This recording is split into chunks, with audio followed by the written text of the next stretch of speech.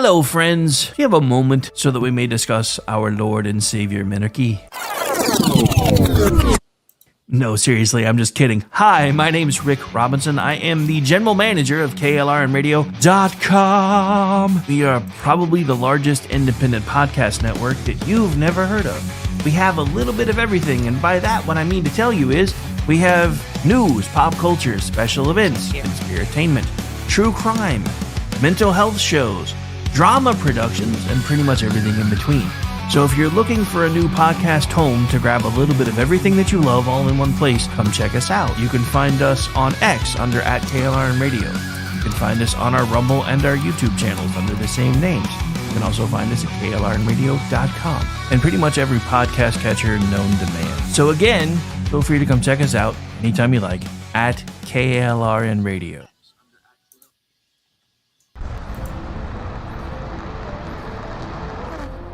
Are you ready to reach for the stars? Tune in to The Lost Wanderer, the #1 monthly podcast on good pods in astronomy. Join our host, Jeff, as he takes you on an interstellar adventure to explore the mysteries of space and the wonders of science. From rocket launches and distant galaxies to the latest discoveries in astronomy, each episode is a thrilling ride through the cosmos. Don't just gaze at the stars, come explore the universe with us. Follow The Lost Wanderer wherever you get your podcasts, and let's discover the stars together. Not to be a backseat driver, but can you say for sure you got the best monthly payment possible on your auto loan? Could it be that you might have gotten a better deal by shopping the loan at a few places and have a lower car payment? Next time, before you go car shopping, visit Communication Federal Credit Union first. Our auto loan experts will find you a perfect loan and get you the lowest monthly payment we can. Communication Federal, your auto loan experts. Restrictions apply. Federally insured by NCUA. Hi, everyone. This is JJ, the co-founder of GoodPods. If you haven't heard of it yet, GoodPods is like Goodreads or Instagram, but for podcasts.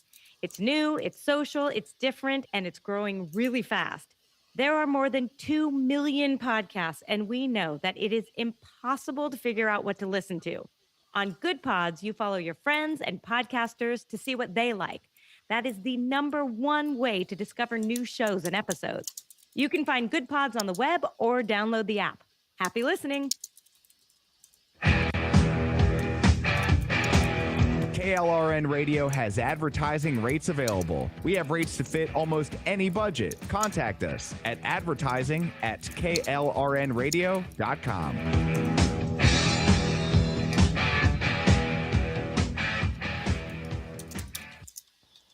The following program contains coarse language and adult themes. Listener discretion is advised.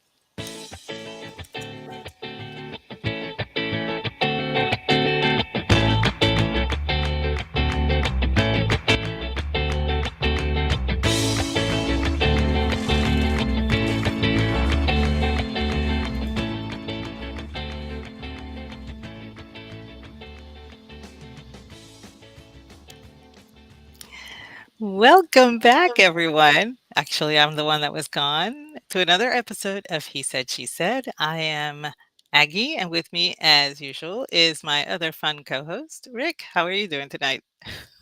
Fun where? I've been told I'm a stick in the mud. I'm just saying. Anyway, I'm doing all right. I've missed you though, so I'm glad you're back. I know. I was gone for what, a month? I think I was gone. Yeah, about a month. About a month. Yeah. It was an exciting month for me. Actually, not really. It wasn't that exciting until one night. I was Advancing. basically on a holding pattern waiting for my first grandchild to be born. So, but once that happened, it was awesome. Yeah.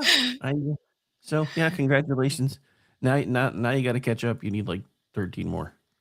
Yeah, I know. You're an old hand at this. Hey, I resemble that. Honestly, I never thought I'd have grandchildren. My kids were like, "Yeah, we're gonna wait on that." I'm like, "I'm not getting any younger." They would tell me that's your problem, not mine. Nice. They're awful.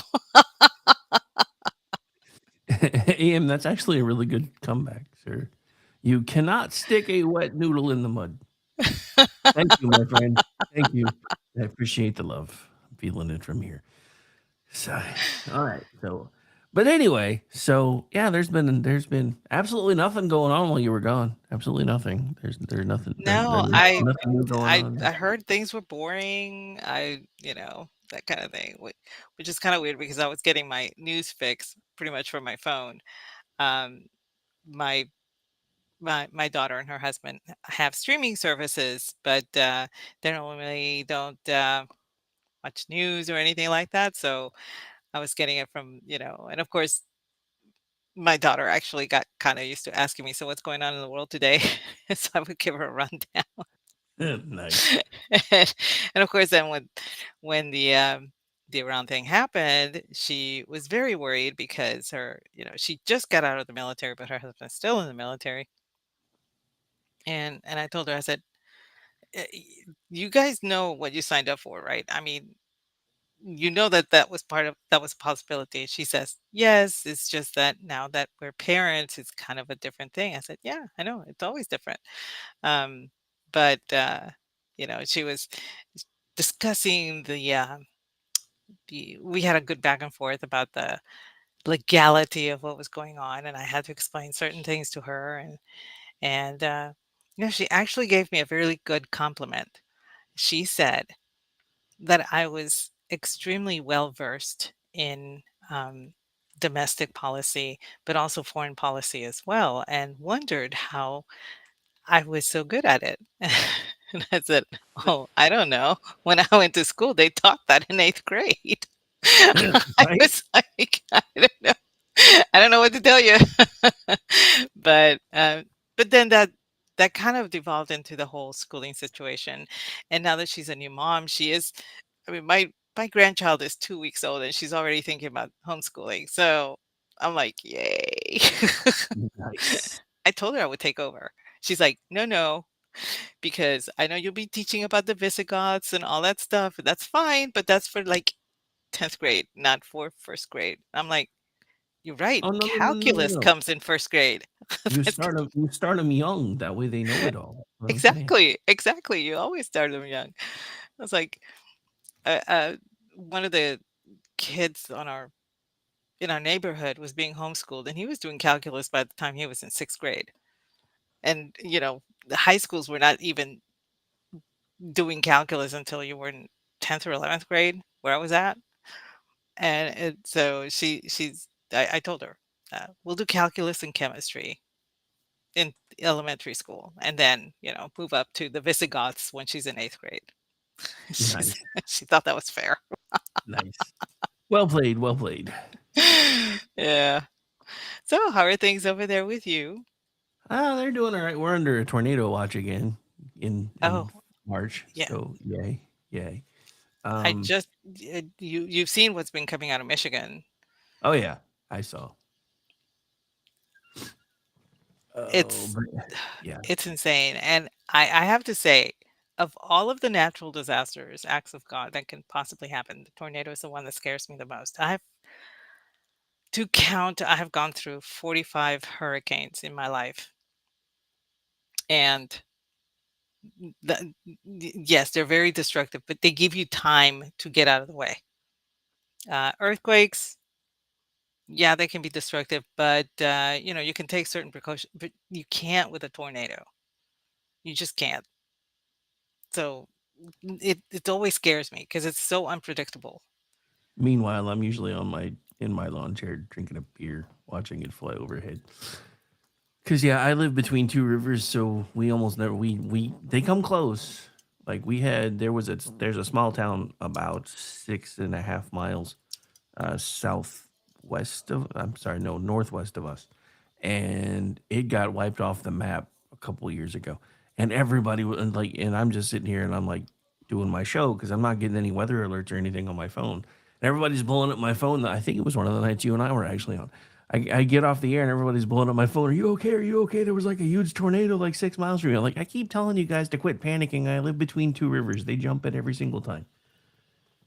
There's a reason that all the Indians used to camp out right here. Just saying.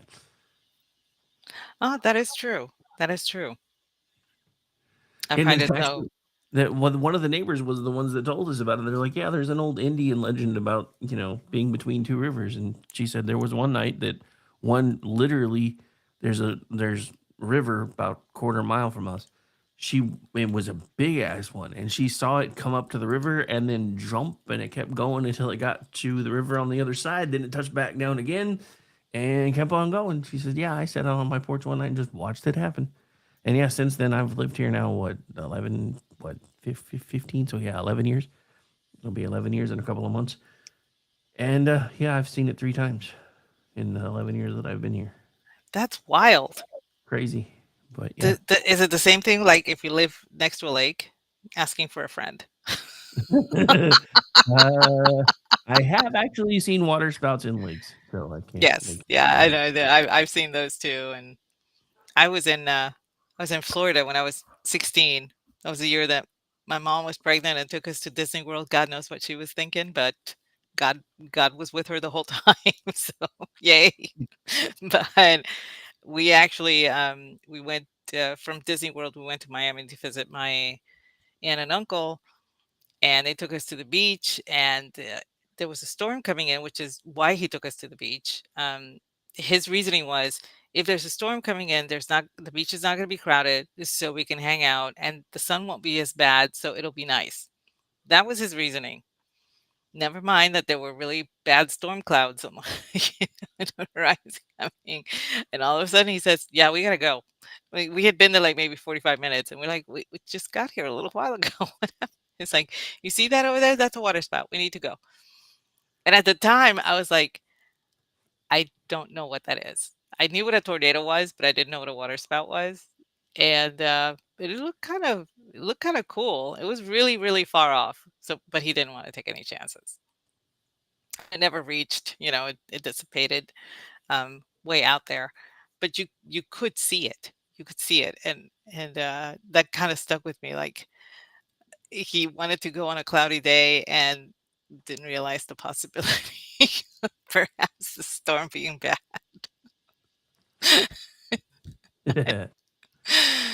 God rest him. He was a funny character. But Steven, you're never late. You arrive precisely when you're meant to, sir. that's right. Everyone else is early. Oh, but yeah, so I don't know. So so I know we don't usually talk politics on this show, but since you live in Texas, we got to talk about jazz hands. We have Jazz hands. we have to talk about Sleevy Crockett, because she went from Okay, blaming I don't like her. Republicans. Well, no, nobody does. That's the point. I'm going to preface that I don't like her. In this case, it really was a choice of the lesser of two evils, but apparently the Democrats decided to go down a different road and pick the greater of the two.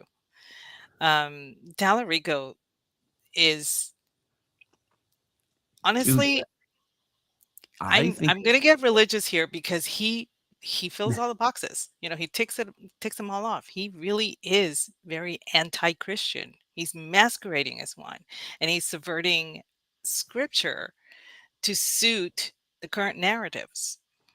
And so people are buying into it. And I'm like, the people that are buying into it are the ones that want Christianity to be too easy. They yeah. want Christianity to be easy. That's why they're like, I've been waiting for somebody like this, because you don't want to work to be a good Christian. That's why you've been waiting for somebody like this, right? Jasmine, poor thing. I kind of feel a little sorry for her because I I don't think, when she was up there and she was speaking and she was leaving, I don't think she flounced off. She did, she did hang around for a while, and then she just decided to go ahead and leave, but she did say her goodbyes and everything. I'll give her credit. Um so those clips were just like, okay, you're making a mountain out of a molehill. That's not what happened. Um but she unfortunately she put herself in a situation where she thought her methods were going to win out over Talarico. And instead of getting out of that ghetto type of mentality that she wants to push on everybody, because I know she's not ghetto. That woman was comes from a very affluent family. She had a very good education. She I've heard her talk before she became a Congress person, and she would talk very well. So this whole persona that she adopted so that she could be one of the people in her district, it turned off the rest of the people. Once the district was redone, it turned off a lot of the people, and they were like, yeah, I so she decides to run for Senate, and I'm like, but she went in what? In December, she puts Yeah. in her paperwork to be a candidate for the primary, and her first ad was the dumbest thing that she could have done, which is just her face in profile turning slightly towards the camera as President Trump is calling her all these names. And I'm like, that's not a win. You're basically, what you did there is validating what he said about you. And I just, it's kind of like what the New Yorker did with the cartoon that they released of President Trump in the Jeep looking like General Patton. I'm like, so you made him even cooler. In your attempt to denigrate our president, you made him look cool. That's what happened with her. In her Uh, attempt to elevate herself, you actually validated what the president was saying about you, which was not flattering at all. So there were a lot of missteps that she took. One of the and she should have had a better opportunity to go after um, Stephen Colbert and Tallarico for what they did going to YouTube. She didn't take advantage of that. She spoke about it a couple of times, but she did not take advantage of that, demanding the same amount of time, pushing the envelope to where, Colbert would have been faced with having to actually come clean about why he did it the way he did. So she did a few missteps, and Jazzy Hands is no longer in the running for Senate for the Democrats. well, so a couple of things. There were three things that I picked up on during the night she realized that she lost, and then the next day. Some of which I thought were absolutely amazing because at first she was blaming Republicans because I guess Dallas County has some weird thing now where your polling place is party specific, depending on where you are, which I didn't know. That seems a little weird. I don't really know anything about that. But so she pointed that out and said that people were felt like they were being turned away, and she made it seem like her base was too stupid to go figure out where their actual polling place was and go vote. That I Yeah, kind of yeah. that that was kind of misstep number one. Then the next day she comes out and says that the DNC was darkening her complexion in all of her ads. Uh, what? I Yeah. missed that. I'm just like, I don't. She literally said they were making her look darker than she actually was in all of her ads.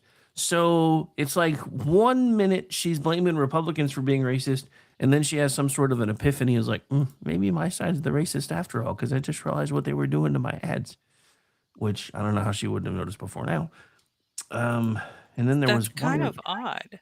there I was mean, one other thing that I can't remember now. That was well, like going back to big. the dark, um, I I've actually seen her live, and yes, her complexion is pretty dark. I'm not gonna lie, she's a good-looking woman. She really is. Um, I wish she would tone down the lashes a little. I mean, I really do, Oh, but come on! But then her and MTG couldn't have had their famous floor fight about lashes. yeah, I know that's still living rent free. It's one of those few things that you look back on just to have a moment of joy in your head. That's one of mine because it was just so catty and so cool. Not gonna lie. But she's a pretty woman, and I don't I mean, I looked at them and I didn't think that there was any difference in the tonation of her skin. I I I I don't see it. I don't see where she would say that. Maybe she was Well, in placed in shadow. Part of it was in shadow or something, but I didn't think so. I mean, Um, Stephen, cover your ears for 3 seconds in 3, 2, 1. Most lawyers I know are rather narcissistic, and she can't handle the fact that she lost, so she's blaming everyone else. Perhaps. Okay, somebody tell Stephen he can uncover his ears now. Yeah. I think Order's right. Women. Am I right? Yeah. Yeah, you're right. Okay. I'm not gonna lie. I'm not even gonna I mean, deny it. don't forget, Aggie is one of the few women that I know that are like, maybe we should do away with the 19th for a while till we I figure out am what's going on with totally next in week. favor of that, and I'm bring back the poll tax too, man. I'm so done. Oh, but yeah, Tallarico. I know everybody was afraid of him. I don't really know why.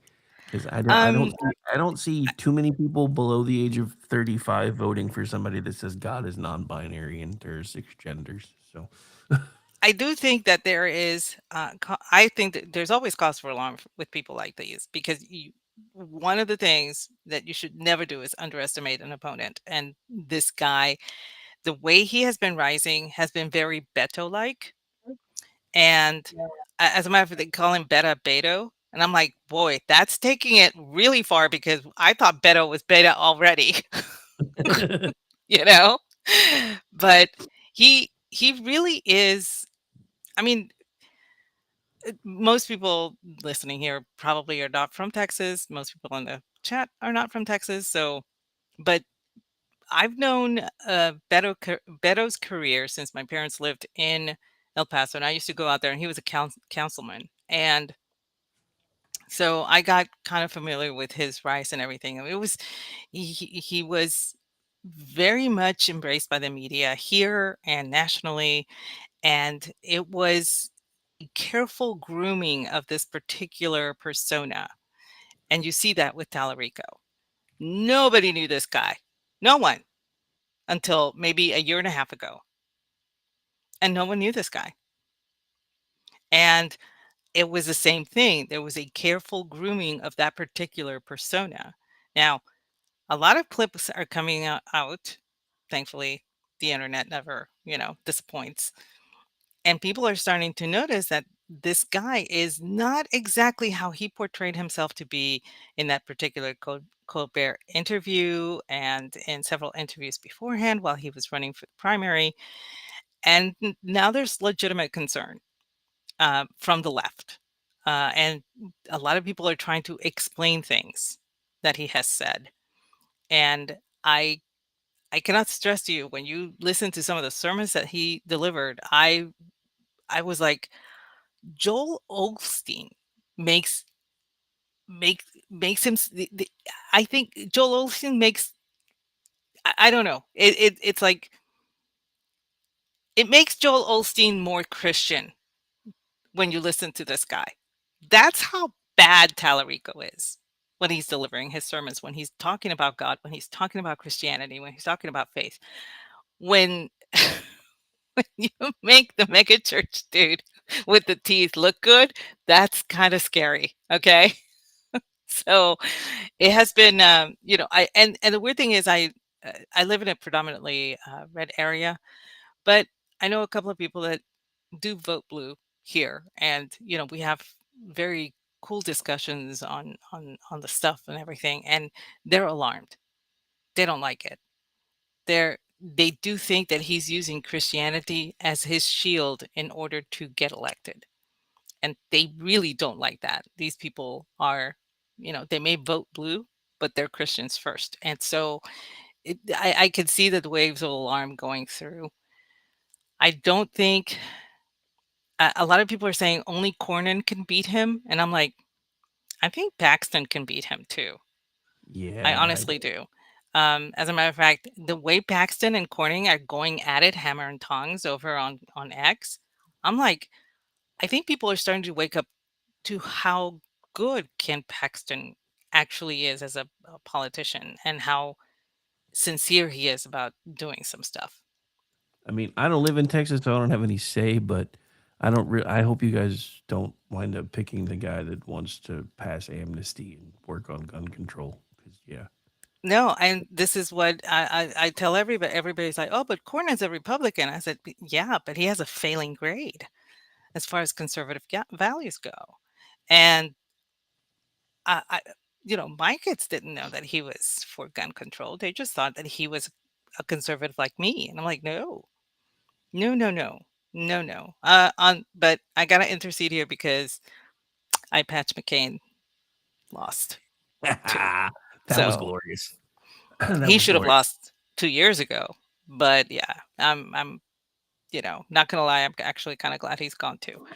Um, but the deal with Cornyn and Paxton, a lot of people are like, well, Paxton has some baggage and all that stuff. And I said, when you look at all three who were running for that particular for that primary, when you look at everything that they did, the transgressions, two of them, the transgressions were against the constituency. Paxton's allegations never harmed the constituency, and those were allegations. Yeah. It was never proven that he did anything, but these were allegations brought against him. But it was nothing that he did against the constituency of the state of Texas. The other two, oh yeah, Well, their yeah. Well, votes, their things have actually harmed the state of Texas. So that's one of the things that drives me crazy anymore is in politics. Court of public opinion is enough anymore. As soon as you're accused of anything, you're just automatically guilty, which is what drove me crazy about the Epstein files. And now, all the Congress critters screaming and yelling about we need to release all that now, and then they just voted to keep their little slush fund tabulations completely secret yet again, so all of them can kiss my ass as far as I'm concerned. But yeah, so it's been fun while you've been away. apparently so. I was as soon as I got back, I went as soon as I got back, I had to host several friends from Twitter for a weekend, and then when they left, I got I got in the car and went to vote. Nice.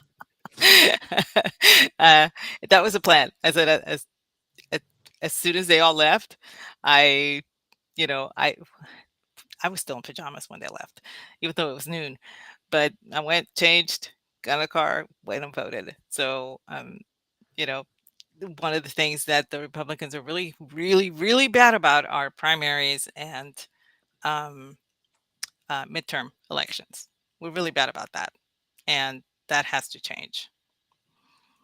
But on other good news, Tony Gonzalez was finally pressured to actually drop out of the race. And so now we have Brandon Herrera, who is kick ass. So I'm very happy for Texas 23.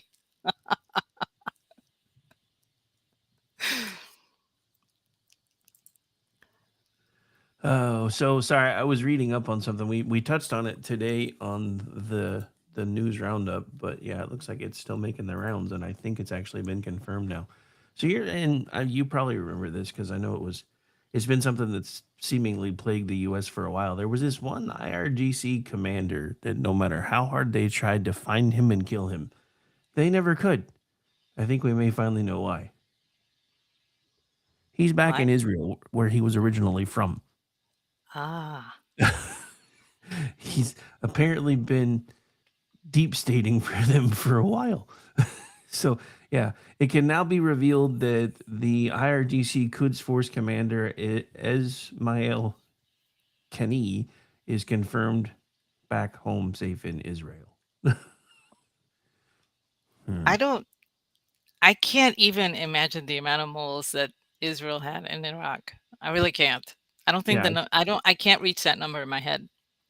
it's probably a lot, but it's just weird to think about. I mean, because that guy has apparently been embedded with them for a long ass time, and they're like, yeah, Wasn't there a woman that was that infiltrated the government in a certain position or something? She gathered intel for like 9 years before she quietly slipped out of the country and went back to Israel. yeah, I remember hearing about that. I mean, that took that took courage because a guy can actually move freely about the country. A woman cannot. So that was that was an amazing story. But anyway, Fun times, fun times. But yeah, so This was supposed to be our ramble show, and yeah, normally we don't do politics, but oh my goodness, how can you avoid them this week? Well, I mean, and that's the thing. I was like, there's just, well, there's more. Like, as Amish points out most of the time, in California, a lot of folks are no party preference, or as I like to call it, you're down with MPP. Yeah, you know me. But apparently, um, a certain Hollywood icon changed to no party preference today, and a lot of other people are following suit. Because I guess James Wood went to MPP today, and a lot of other folks are doing it too.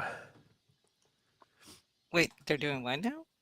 Going to no party preference So in their voter registration, so it's harder for everybody to track them in California.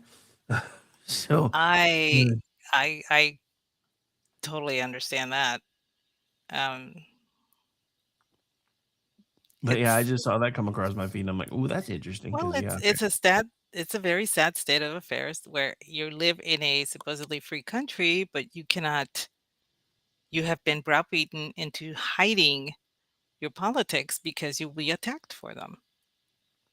And I know I have been attacked for mine in my own family. So, I get why you would want to stay quiet. Now, the reason that I'm not quiet is that I'm very far away from my family. They're in Puerto Rico, I'm over here. So I can actually get on a group Facebook Facebook group and throw a bomb in there and just quietly just sit back and just let the fireworks happen. It was a lot more fun when my dad could follow along and read it. I'll be honest. But that's fun.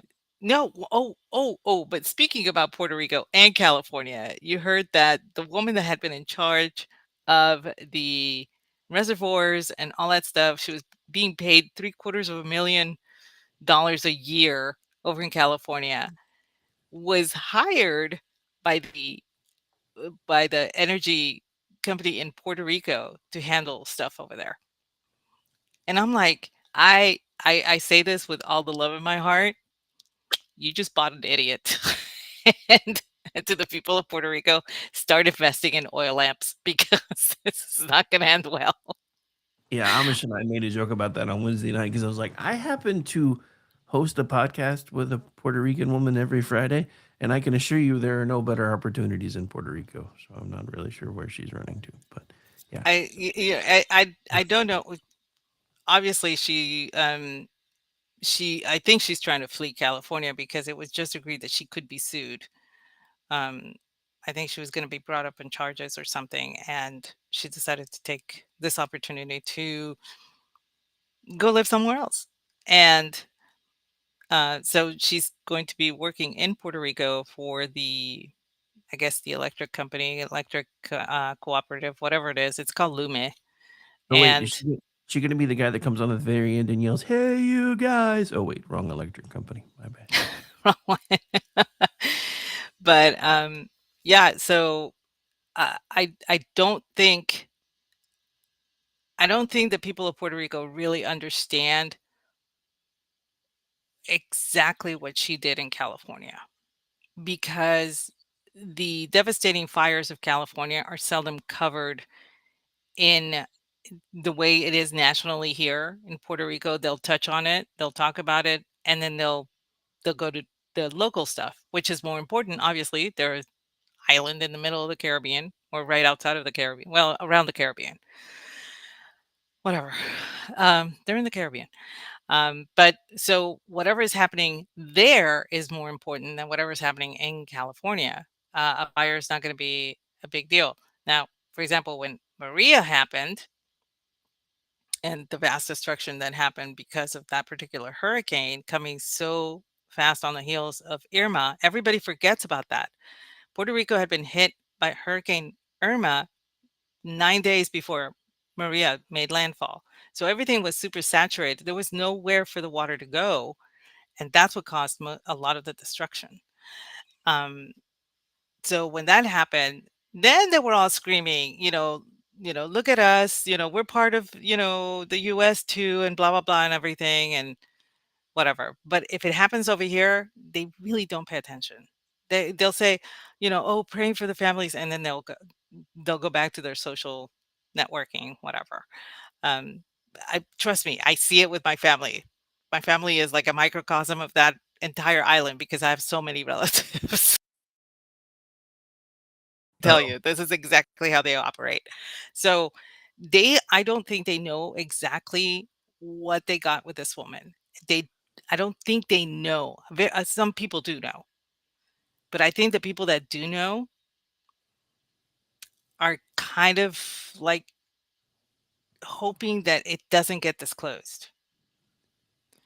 And I think they wanted to get somebody that had creds for having worked in a vast state such as California, that had vast experience working in such manner and blah blah blah. Never mind that her work was completely shitty. They don't care about that. They just want to be able to put creds out there to make it seem like the actual company is doing something to improve the quality of the electrical grid of, everything. So I don't think this is going to work. Honest to God, I do not think this is going to work. So, I guess but only but we'll time will see. tell. Well, I like I said, it it it it boggles the mind because a lot of people are not aware of this. The governor does not run the island. The chief financial officer runs the island. He's the one that determines where the money goes, who's going to spend it, doing what. And everybody thinks it's the governor. No, the governor just signs off on it. The governor is like a figurehead as far as I'm concerned. I don't think any governor, while I've been alive, there has done anything except be a bitch to the next one or the previous one. That's all they've done. The one guy that I actually had hopes of doing something for Tuño was voted out because what he wanted to do was pare back the public, what do you call that? Pensions, the public pensions. My aunt worked for the water company and her pension, she gets the same salary as when she retired. It's a six-figure salary and she keeps getting that. She retired at the age of 50. She's now 82. So this is something that a lot of people don't know. The pension the pensions there are insane, and he wanted to actually pare them back, start cutting them back, start the new people that were working for the government were going to get a totally different pension. They were going to get different uh, perks and 401ks or whatever, and they didn't like that. The people didn't like that. They want the US to dig them out of that hole. By law, the US cannot do that because they're not a state. They're a freely associated state of the US. In other words, they're a territory that is given the right to govern itself without interference from the US. So the US cannot pay the debts of Puerto Rico. Hillary Clinton told you that they could back in 2016, but that's not true. They can't do that. So they keep they keep voting for statehood, voting for statehood. Well, here's the other dirty secret. 3/4 of the current states have to agree to bring you in, but the only way that they can agree is if they're in the black, and that's not going to happen. So it's a big mess, and they just bought an even bigger mess. So I will be following that telenovela closely, if only to report back to Orty, tell him what's going on with that bitch. I don't. Well, so in one of the primaries, there was a guy who opted to leave, and of course, they made the public announcement. After much time and consideration and prayer with my wife, we've decided I'm not continuing my campaign. So, and I had a feeling that once the story started breaking that was going to happen, that it was probably because old dude was about to be under investigation in the ethics committee. So I Yeah. think he offered to leave, hoping that would go away. No. One, it has not gone away. Two, we Yeah. just made sure we're going to get our first YouTuber as a congressman, most likely if he wins the general. So, Which, which I'm all for it because this guy seems pretty. I mean, I've been following it for a very long time, and um, it and he doesn't take shit from anybody. There was one account that said, "Oh, so you guys are gonna keep in mind, Texas 23 now has a Republican candidate that um, was marching to the Nazi song and blah blah blah." And he replied, "Yeah, I stand by it. It was funny as shit." it's like there's this whole video clip of him on a podcast going around where he's admitting that he owns a copy of Mein Kampf, and they're like, "Oh my Yes. god, this is terrible," and he's like, "I owned it to read it to understand it, and then I eventually made fun of it. So what's your Yes, he problem?" did an entire thing making fun of it. He actually, and when he tests all of his weapons, he will actually these weapons are from different countries as well. So the German ones, he had a mock-up of Hitler. He used it on. I'm saying that, and here's the weird part. I remember growing up, and my government teacher told me that he read Mein Kampf when he was in college. It was required reading in world history. Dude, I've read it. So, you know, I I actually had the opportunity to buy it in German. I had to pass it up because being a military wife, I cannot be I can't have that in my possession. But I did have the opportunity to actually buy a hardback copy of it, and it was in excellent condition. Do you mind using a handkerchief to open the book and everything? I mean, he was really taking care of it. And I did. I saw it. It was first edition and everything. It was worth a lot of money. And I told him, why don't you sell it like through Sotheby's or something? And he said, we're not allowed to.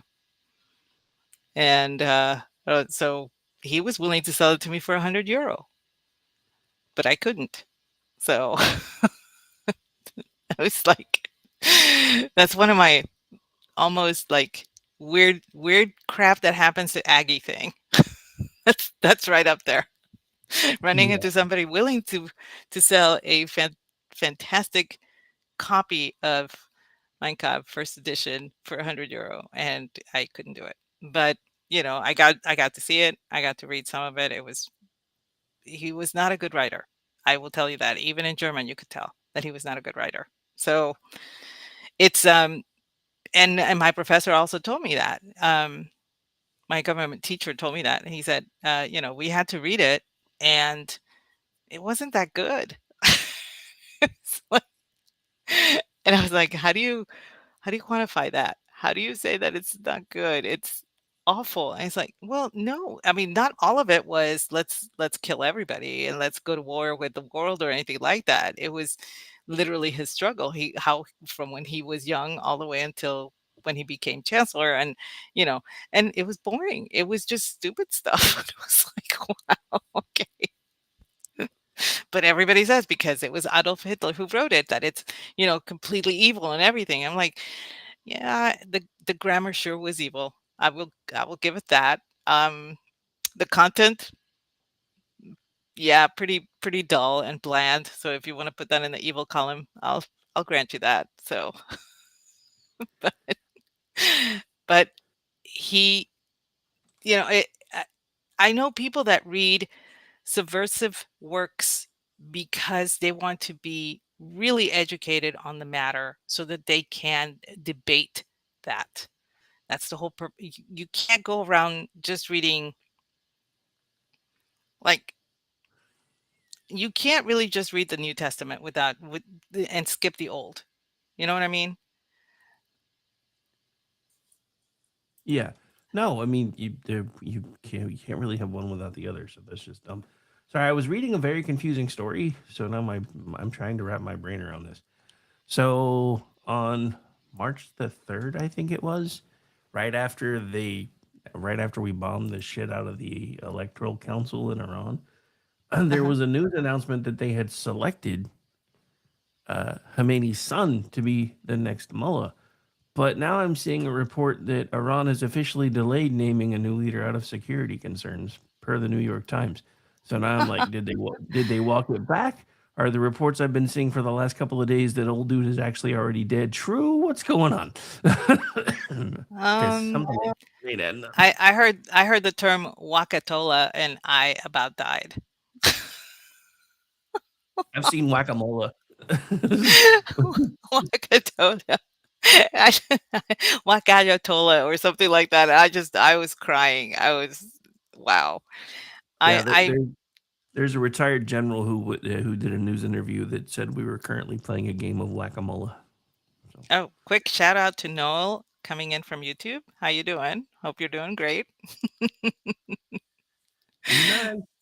But yeah, I heard that that term. And one of the things that I've seen a lot of people saying, um, as Christians, how do you balance the fact that you are making fun of these things, and how do you balance the fact that people are dying over there? It's like, well, you see, we are called to squelch evil wherever it is.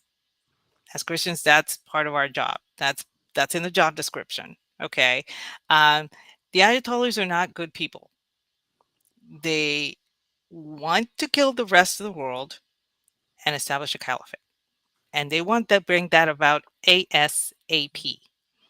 And they don't care if you're Christian. They only care that.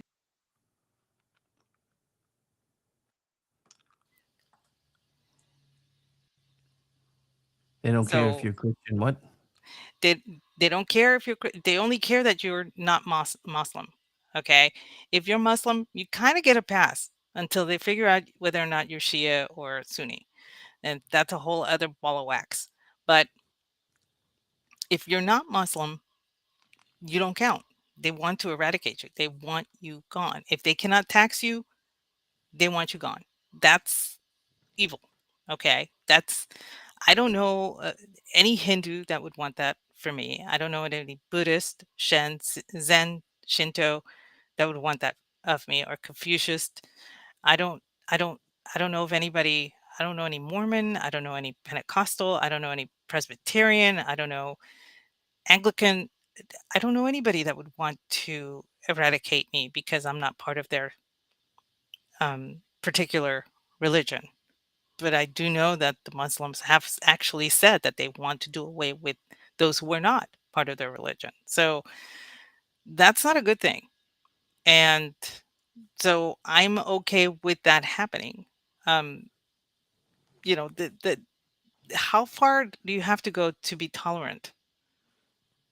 Yeah, it's not tolerance to let them kill you. That's not tolerance. But and for me, I have a much simpler answer because one, I am gonna say what I've been saying now for the last week. This is something that should have been dealt with in 1980 and was not.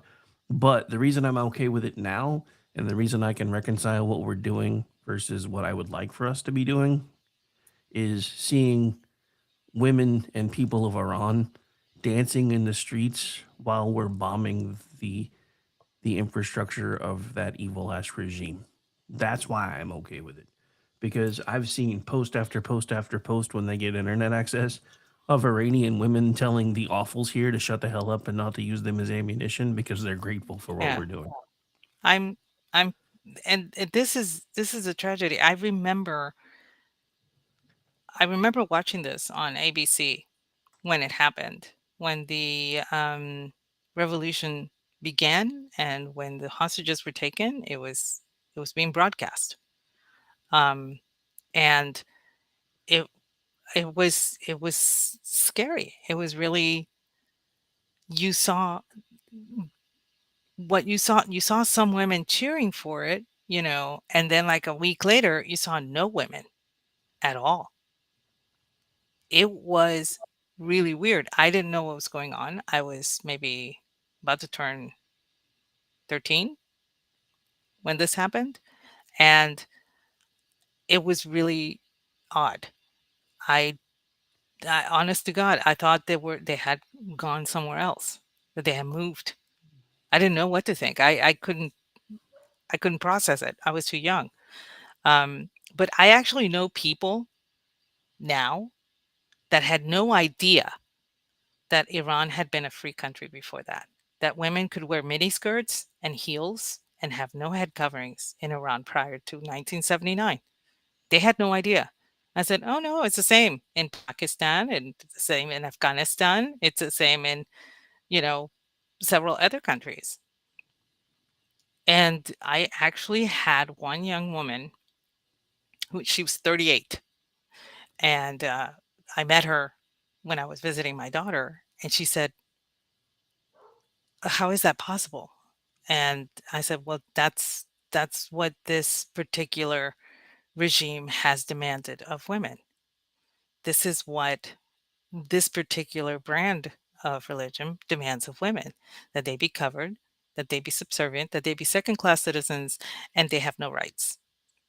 I said, "You couldn't drive a car as a woman in Saudi Arabia until just a few years ago." And she was like, "Oh, no, that's insane." I said, "No, that's true." And she did not believe me until I told her, search for photographs of Iran prior to 1979. And she saw them. She's there sitting next to me on her phone, scrolling. And she was just like, I, this is so weird. I can't believe this. I thought Iran had always been like this. I said, no, it wasn't always like this. My dad always had this saying, and this is a saying that a lot of people have, but he always used to tell me, it takes about 50 years for historical truth to come out. We're at year 47 Yep. of Iran. So it now things are starting to come out. See what I mean? So I I'm seeing this and a lot of people are like really being pessimistic about the whole thing. I said, you don't understand. This isn't the first time that the Iranian people rose up, but it is the first time that the US has listened and helped them. If you recall, they did this during the Obama administration, and Obama said, "Yeah, we can't help you, but we're going to give them a bunch of cash." We're gonna give So, them a bunch of money and hope they leave you alone. That's yeah, the plan. that was pretty much it. And that uprising cost so many lives. And now these uprisings are also costing a lot of lives. But these people are willing to die so that their children can be free You and their remember when relatives can be free. Americans were that tough? I kind of The miss thing it. is, it's really sad because not having been born here and coming here in the summer of 76, I have an appreciation for freedom that a lot of Americans don't have. And I have a friend to a lot of people in the Twitterverse, at Roman Stoicism, ERF. He he's Australian. He is now a naturalized citizen here. He has dual citizenship with Australia and the United States. He's a better American than most people I know. I'm not even joking. That Well, that's guy, if because he his part of brand of it. red, white, and blue blood is different Yeah. from the Australian. Well, I think part of that is because we still have this annoying thing where we make naturalized citizens pass a citizenship test that most of our high Yeah, school graduates couldn't pass anymore. So, this is true. which is one of the reasons why I mean, I know why, don't get me wrong, I know why they stopped teaching civics and everything else, but the fact that we still make our converts take the test when we don't expect our actual citizens to be Americans anymore is kind of weird to me. But so this was interesting. I saw this today. So a retired general who I heard using the term whack-a-mole actually said that he has never seen our military operating on this kind of a scale. And other people that were commenting on the article where I pulled this from had said, think of how much differently the world would be if we had gone after Vietnam with the same vigor, or gone after North Korea with the same vigor that we're going after Iran today. And that got me Yeah. thinking, because I'm like, because he's right. The closest we've ever seen to this shock and awe, and this makes shock and awe look like a freaking paintball game. Well, and if you recall, for Shock and Awe actually worked, and then they changed the ROE, Of course. and we were like, wait, what? I had friends in at Leighton Barracks at the Big Red One that were like, wait, what? I mean, seriously, they were like confused. And they could not understand why the ROE was changed right after it had been so successful. It's the same thing that happened with the Tet Offensive. It was the same thing. And that was another thing. The Tet Offensive, for a long time, everybody thought that we had lost that. And it wasn't until 50 years after that that people started realizing, no, we had won the Tet Offensive, but the media told us we lost it, and we believed it. Exactly. Which is exactly what they're trying to do right now. If you turn on legacy media right now, all you keep hearing is how badly everything's going for the American military. And all you hear from Democrats is how we are sure to lose. And I made this comment the other day. It was bad enough in the 90s and the 2000s when we had one Baghdad Bob, but now we have 50 million Tehran Tibets because everybody's on the internet saying this is what's really happening and the US government's lying to you. Yeah, and the thing is, I'm not getting the information from the US government. I'm getting it from the Iranians that are brave enough to actually post this stuff. They risk their lives to get this out, get information out into the world. That's where I'm getting my information from. And when you see, and I get it from the Iranians all over the world that are chanting, thankfully, to the nations that are going in and helping their people. The ones that are out in the street with their flags and with the American flag saying thank you. That's where I'm getting the information. And this is what the left cannot stand. The fact that they want to, they're having a protest for get us out of Iran, no war for oil, blah, blah, blah, blah, and all that stuff. And the Iranians are looking at them going, shut the hell up. You're not you're a useful idiot. Yeah, no, it's just all of this is absolutely crazy. Just as an example of another Taylor on Timmy, I see some idiot on X called King Chelsea Ugg who's posting a video that is plainly and blatantly AI, claiming that the Iranians have completely worn down Israel's Iron Dome. And they're just raining missiles down on them. I'm like, whatever, dude. I saw that. I was like, are they serious with this? Like, I oh my mean, goodness. yeah, it's I just love the meme insane. in reply. I am so tired of your AI slop. That little meme that flies around. I mean, it's insane to me that all these people think that, that we can't find the information on our own. And I will tell you the one thing that surprised me about all of this, because I always kind of knew the Iranian people didn't really want anything to do with the regime that was controlling them. But I never really thought about how well they would get along with the Jews if the regime wasn't in the way. Like I am seeing Iranian and Israeli people partying in the streets together right now. This is something that, according to everything that I was ever told sociologically, historically, would be impossible. No, it was completely possible. Iran and or Persia and Israel do have a very long history.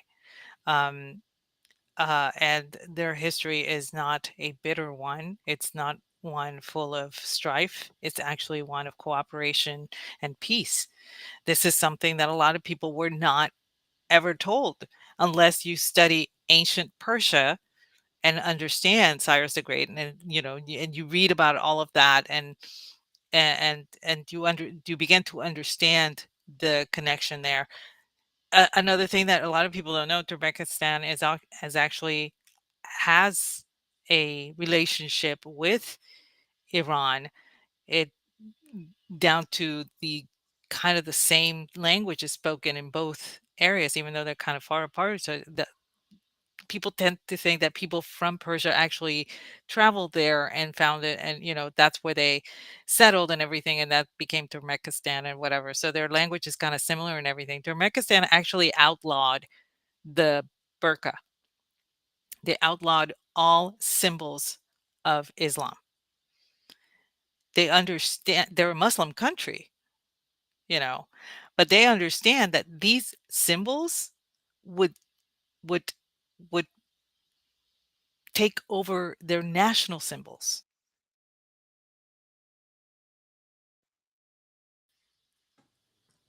We lost you to take over their national symbols. bringing Yeah, it back. we saw what happened with Iran, where their national dress is not allowed. Their national headwear is not allowed. None of their national symbols. The lion is not allowed. The lion and the sun is not allowed. And all of those things that are precious to that region are not allowed. And Turkmenistan said, absolutely not. We may be a Muslim country, but those are religious items and they stay over there. They're not part of our culture. And when that happened, um, they had an uprising, but it was surprisingly small. Like, a lot of men started, like, they rose up, they started rioting and everything. And it wasn't, you would have thought that it would have been the entirety of the Muslim population because it is a Muslim country. And no, and it was only men. And it got quelled pretty quickly. And the resolution passed, and it was passed as a law. You don't hear about that happening over here. It doesn't, it, it, it would give you an eye opening that the left and the narratives don't want you to have. Just because you're a Muslim country doesn't mean that you have to have your women in a burqa. It does not mean that the women have to be covered. The women don't have to be covered. And a lot of people don't realize that. You could have been Muslim. You were Muslim before 1979 in Iran. You were wearing mini skirts. Your hair was down. You had a perm. You were wearing lipstick. And Abdullah thought you were hot. Okay? That was the reality of Islam back then. What you have now is an aberration. And it stems from the fact that they believe the word of Allah should be absolute and you cannot change it. You cannot reform that particular religion. This is where Yeah. we're at now in the world. Yeah. So, A couple of key points that I thought were absolutely interesting, though, is apparently the war to liberate Iran started on the 2500th anniversary of, I don't know how to say that, 2500th episode or anniversary of Esther using her yes. influence with the king of Persia to save the Jews. So they were posting everywhere. Israel was posting everywhere, favor return. I thought that was kind of cool. And then one of the other things that I thought was absolutely amazing about all of this was all the people that were just coming out and I've talked about this a lot, but like watching people standing on the rooftops as the bombs are falling and the missiles are hitting, and they're just gleefully exclaiming because they know that we're hitting the regime's infrastructure. This is just, it's something it takes a minute to catch up, but because my brain can't really process it all, watching it all happen in real time. But again, it's just so much of what we've been told about our history is wrong. And it makes me sad that we didn't do something about this stuff in the 80s or that we didn't have this approach during things like Vietnam and Korea, because the world would be a completely different place today if we had. No, this is true. Um, I know that when you and I were, well, when I was in high school, which was a few years before you were in high school, um, we were taught about what happened in Iran. We were taught about the hostage situation. I remember seeing interviews with, I believe his name was Terry. Terry was his first name, I believe. But he was one of the hostages that had been liberated right as Ronald Reagan was taking office. And he spoke of his experience there and the absolute hell that they all went through.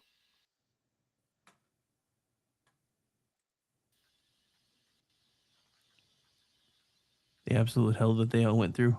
Yeah, I'm on the main page, the restream page, so I see when it drops me, so I stop talking until it recognize. I don't know why it's doing this. It's never done that before, but But I remember seeing those interviews on. I think he had one on Nightline, and he had one on 2020, and several other shows and whatnot. And so we grew up with that because it was still fresh. 79 to 85 was only 6 years. So I still remembered we were still getting the information. By the time I graduated from college in 89, the information wasn't as out there. We didn't have the internet. I mean, the internet was there, but it wasn't accessible to everybody, you know.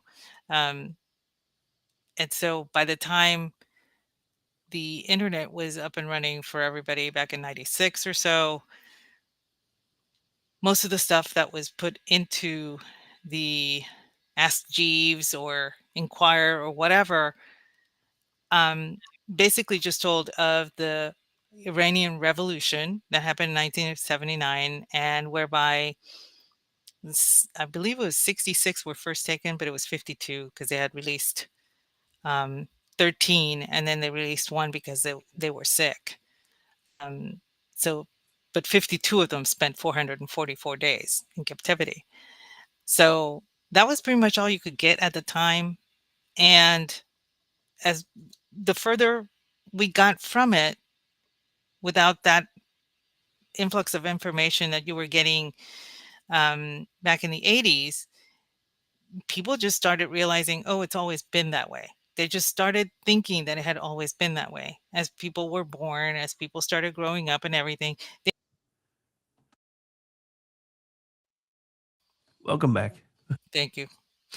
And so, so, seeing people reacting in a negative way to what's going on in Iraq and Iran gives me a little bit of pause, because I'm pretty sure most of these people do not understand what happened in 1979, and they don't know about the history prior to 1979. They don't know anything about it.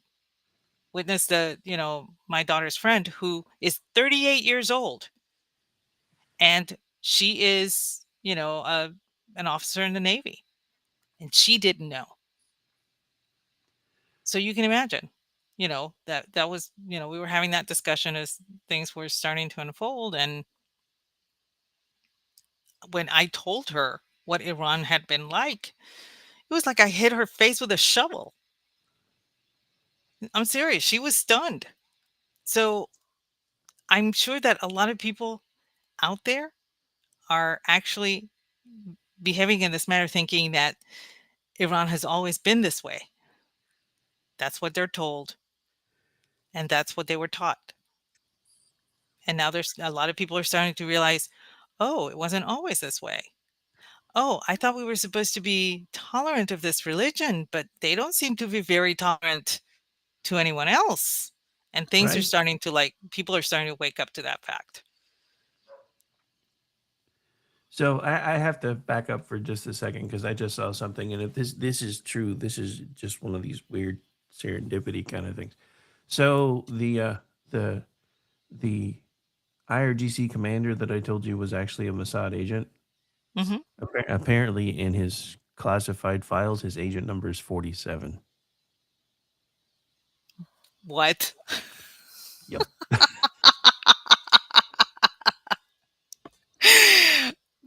That's kind of beautiful on several levels, actually.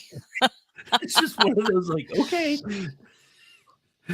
If that's true, that's definitely a wink and a nod from somewhere, because 47th president and Agent 47 were both instrumental in doing away with most of Iran's infrastructure. Yeah, I would say After that. 47 years? Yeah. Yeah, after 47 years. Yeah, That's kind of cool. that's just one of those. That's the numbers lining up kind of thing. Makes you want to go buy a lottery ticket. Yeah, Stephen also brings up Lebanon, which was a Christian country, by the way, until this shit started going down. And I remember being in Germany at the start of this particular century, and seeing ads on CNN International about going to Beirut. You know, Beirut is still considered the Paris of the Middle East, and a woman was talking about how wonderful it is and everything, and I'm going, they literally bombed something like not 3 days ago in Lebanon. Is nobody paying attention to that? No, they're not. They're No, they're trying not. not to tell you what's going on in Lebanon, because if you knew everything that was going on in Lebanon, you wouldn't want to visit Lebanon. So, that was another thing that I found really weird living overseas, that the flow of information from there was so tightly controlled that they were still suggesting that places in the Middle East, in the middle, by the way, at the very beginning, I want to say it was at the beginning of the global war on terror, were still tourist spots that you need to check out because they're so great. I'm going to the Middle East in the middle of the fucking war. Yeah, that's gonna Yeah, happen well, let's as an just do that. American. Yeah, let's do that. All right, so one more quick hit that I thought was absolutely just kind of funny little fodder. So they did Jesse Jackson's celebration of life service today. 3 former presidents Oh showed yeah. up, but Mhm. only 2 brought their wives. Mike wasn't there. So, Oh, wasn't it in Chicago yep, and she wasn't there? Mike wasn't there. Huh. Big Mike said, "Nah." I thought it was really sad because it's supposed to be a celebration of life and it turned into a political rally. And for those of you who are my age, I'm sure you remember, I think his name was Paul Wellstone when he passed away, Minnesota. He was out of Minnesota and he passed away. And his entire funeral turned into a political rally. And I believe Trent Lott and who else? I know Trent Lott was there, and there were like 3 Republicans that went to pay their respects. They ended up getting up and having to leave early because it turned so hostile. I was watching this on TV and I was going, "Holy crap, this is supposed to be a memorial service for a man who really did serve his state as well as he could." I mean, he was very well liked by both parties, as I recall. And it just turned into this horrifying political rally. And I was like, have we learned nothing? Oh, no, we learned how to refine it, apparently, because it was Obama who turned it into a political rally. So I was there What else? listening to what he was saying, and I was like, God. What else is a barely competent up-jumped community organizer gonna do? Good point. But yeah, which I think is the real reason why Michelle's done with him now, because dude, I don't know if you paid any attention to her podcast circuit, but she was bashing him the time in the White House, all of it. I've done all these things with my life, and everybody only remembers me as the first lady. If that's not bitter bitch face, I don't know what is. Well, I heard that that's what she did, so I went to look at everything she did with her life, and It wasn't very much, no, it really wasn't. but to her it was. My And life and the matters. thing And is, to I've be done. remembered as a first lady, it's actually kind of cool. You would You're think. married. First of all, you're married to the president, right? Second, you get your choice of whatever charity or work that you want to do. For example, Laura Bush was a librarian, so her thing was um, getting kids to read. Fostering fostering that in early education. Very admirable. Nancy Reagan dealt with, I think it was Patty who had the drug addiction. So her thing was making parents and children aware of the dangers of drugs. Um, This is your brain. This is your brain yeah. on drugs. Hillary was running the White House. So, while Bill was putting things in hoo-has. And then I think, Michelle had the healthy food initiative. which didn't do that great because what they ended up doing was instead of incentivizing kids to make better choices, you made the choices for the kids, and the kids didn't like that. And Yeah. see, I could have told her that. I said, but first of all, the first thing that I would have done was improve her wardrobe because it was awful. I don't know who was dressing her, but everybody was raving about her. And I could tell you, I've seen people that live in shelters better dressed than this woman as first lady, bar none. But anyway, when she did that, when she decided to tell kids what to eat, the kids were going to rebel, and they did. This did not go well. Had it been suggestions, had she gone out of her way to actually tell kids about positive things, they made a few changes, daily changes, extolling the benefits of eating carrots over eating, potato chips, that kind of thing. That would have gone a lot better, I think. But she wanted to dictate, and she did it, and it failed. But she did something, Melania, she has her own thing going, and it that's how first ladies kind of establish their legacies. They, you know, remember the movie Dave? Sigourney Weaver's character, her thing was homelessness. She Oh yeah. wanted to, you know, bring attention to the plight of homeless people and help them with a bill and all the stuff, right? So they all do that. They all have their, I hate to say it badly, but pet project. Um, it's more than that, but they all have that. They all want to do something that's good, that helps people, that is a charitable thing to do for others. That establishes you, and the fact that she is bitter about just being that tells you how badly her initiative failed because she can't even see it as her own legacy. Right. She sees other things outside of it as her legacy. Well, that's going back to one of those narcissistic things again, though, too, because they're never satisfied, no matter what. I mean, you know, they're just not. But you know what? And this is one of the things that I kind of got into it in the beginning of the whole Maha movement with a bunch of people from Michelle Obama's time. They're like, "Oh, now you want to get on board with healthy food?" I'm like, "This is kind of completely different." But if you're gonna have this argument, shouldn't you just be happy that we got here, even if it's 3 generations later or a generation or two later that we actually got here, and we agree with you now, instead of pointing out that we tried to do this back in the early 2000s and y'all didn't want nothing to do with it. Well, okay, well we came around because we realize now that our FDA sucks. What are you gonna do? What are you gonna do? Yeah, well, I don't know. Well, from my understanding is she missed out on a really good political rally. Maybe she was off doing her nails or something. I don't know. She I was tried probably listening to her podcast a few times, and it seems rather forced. And especially when President Obama is there, it's very forced. well, yeah, There's she can't bash him the way she does when he's not there. the thing is, you see, even Hillary and Bill have a certain chemistry together. For all their faults, they still have that. Um, Bush, the Bushes always had a chemistry together, both of them, parent and son.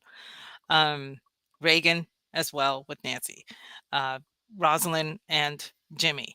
Um, I never got to see Betty and Gerald Ford, but I know from accounts that Pat very much was loved by Richard.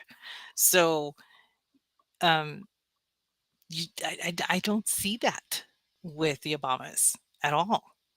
I don't see it. I mean, and the thing is, I find myself looking for it all the time, and it drives me crazy because they're supposed to have a happy marriage. They're supposed to be, they have children, they have this, they have that, they have houses. They now have a library that looks like, the Borg have landed on Earth or something. I I don't know who designed it, but meth is no way to go through life.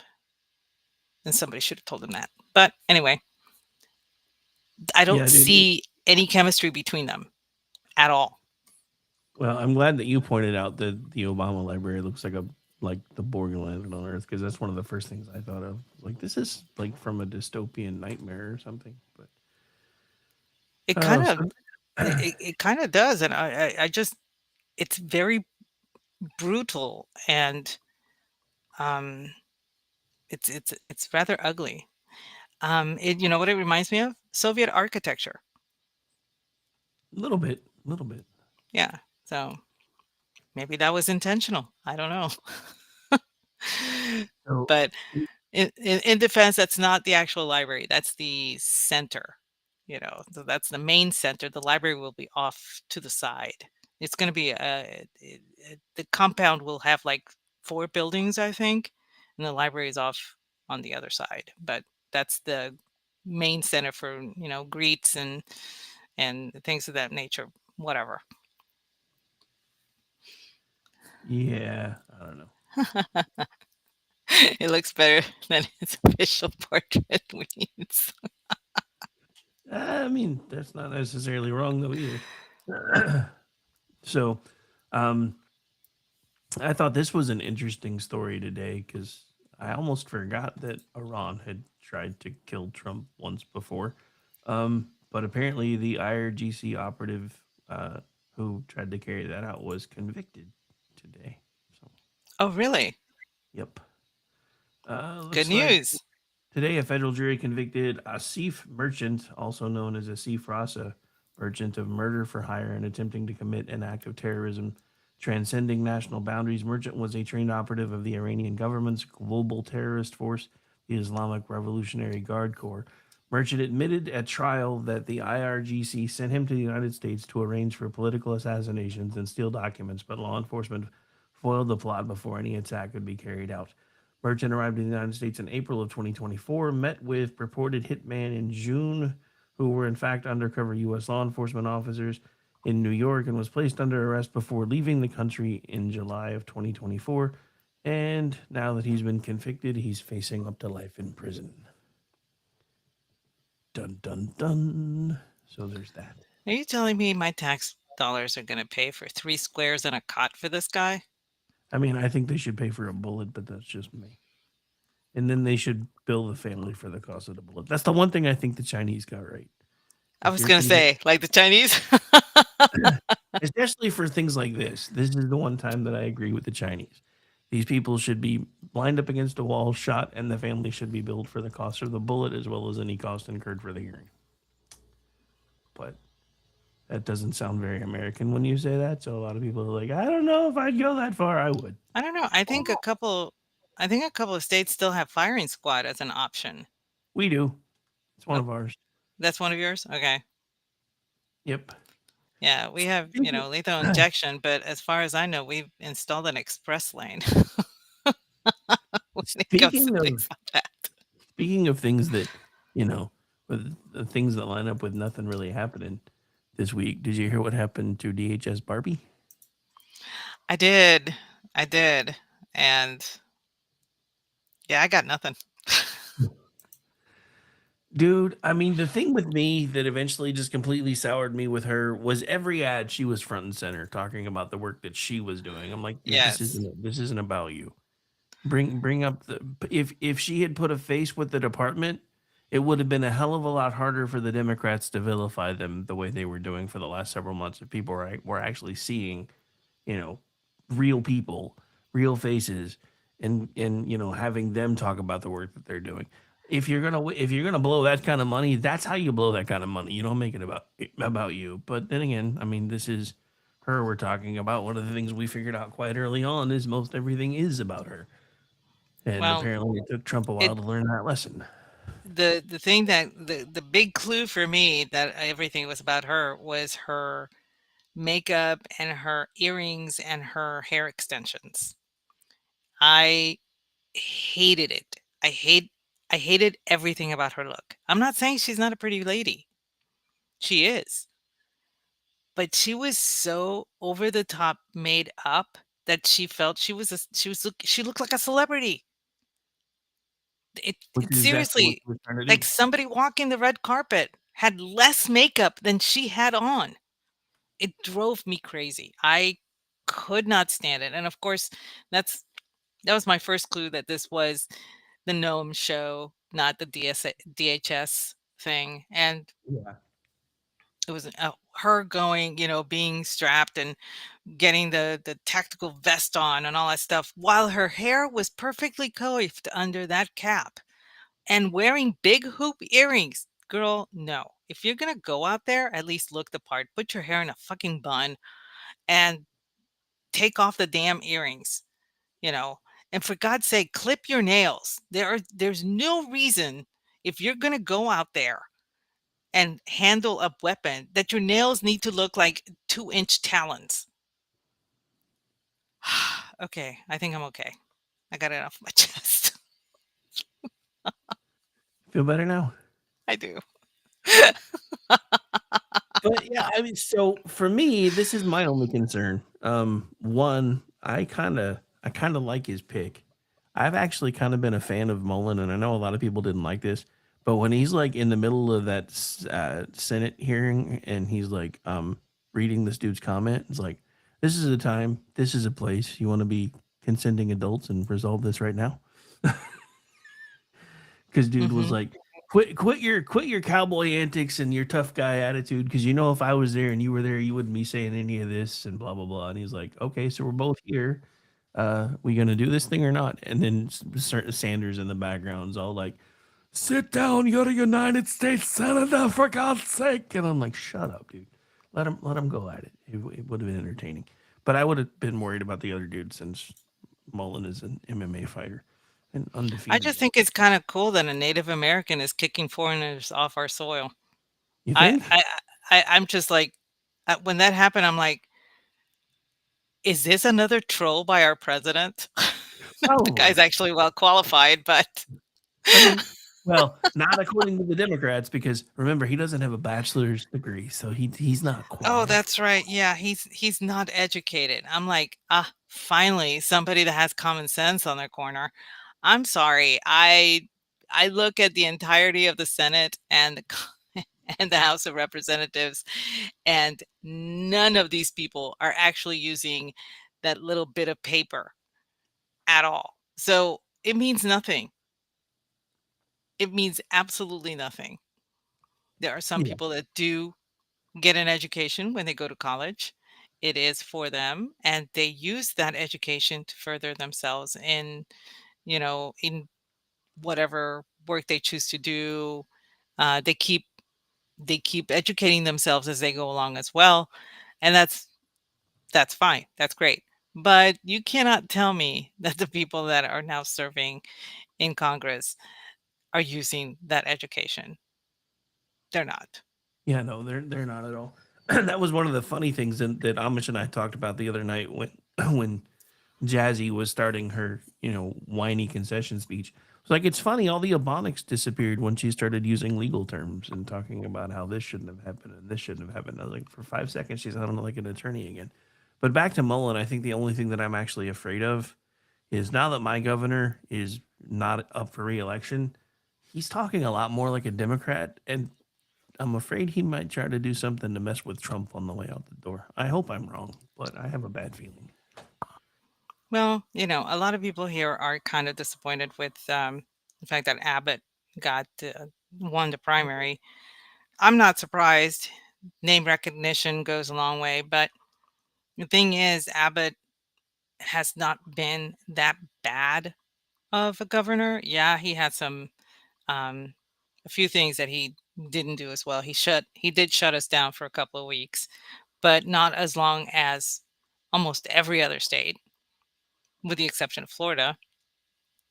So I, and he was like, after he shut down, he kind of realized this is not doing anybody any good, and so it lasted like maybe 3 weeks, I think, if that.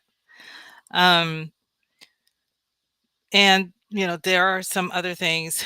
The initiative that he signed into law giving grants to charter schools.